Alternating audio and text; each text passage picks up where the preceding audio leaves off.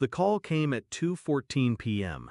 I was halfway through a glass of lukewarm water, standing in the kitchen of my half-empty apartment. The voice on the other end was the CEO's.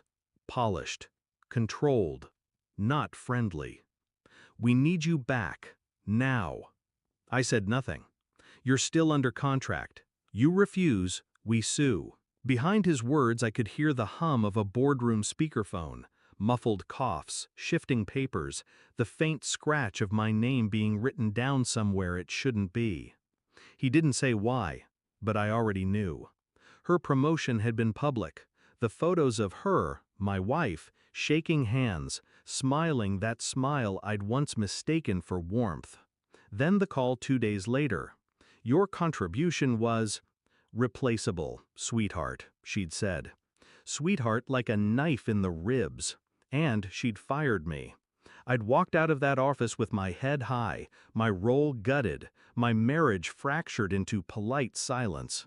Now, months later, they wanted me back, which meant only one thing. She had failed.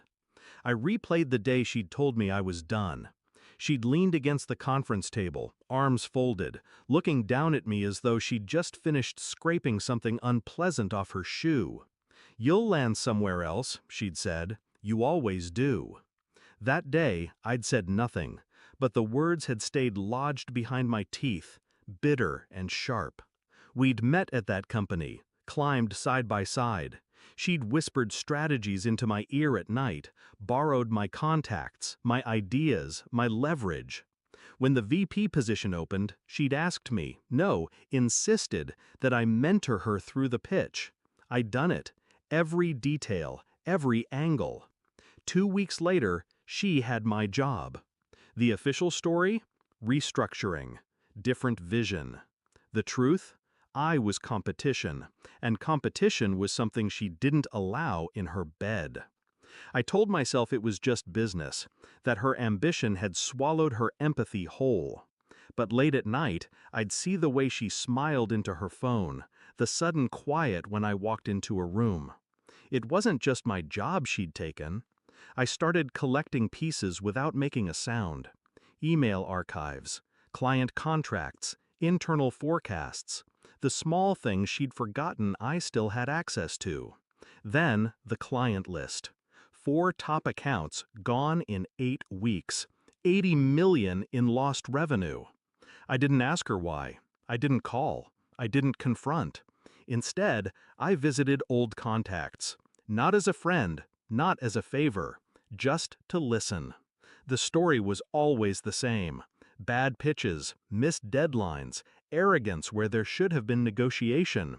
And another thread, small, almost invisible, pulled at me. One name kept surfacing.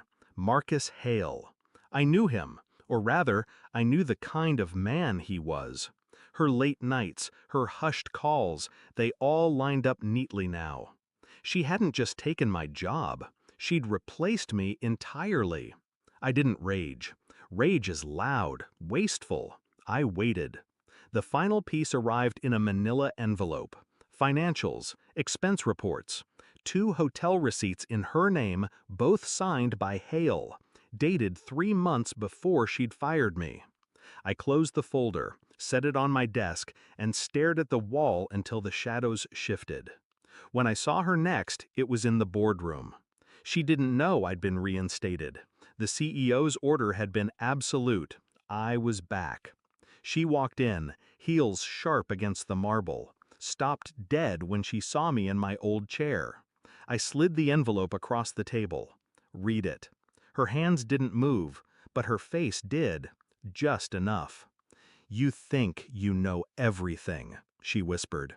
I leaned back. "I know enough." The room went cold.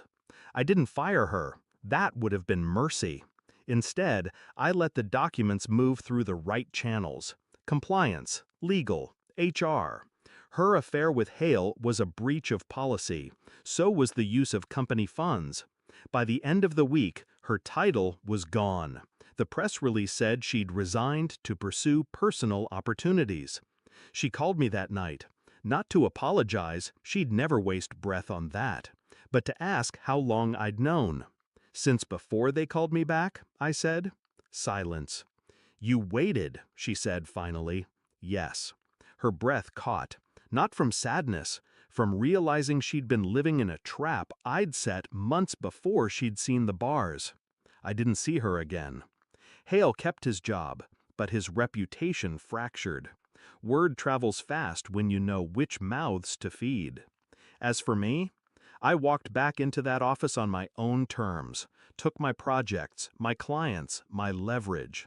I never let them see what it cost me. At night, I'd sit in the dark of my apartment, listening to the quiet. No phone calls, no whispered betrayals in the next room. There's a myth about closure, that it comes with peace. It doesn't. It comes with clarity.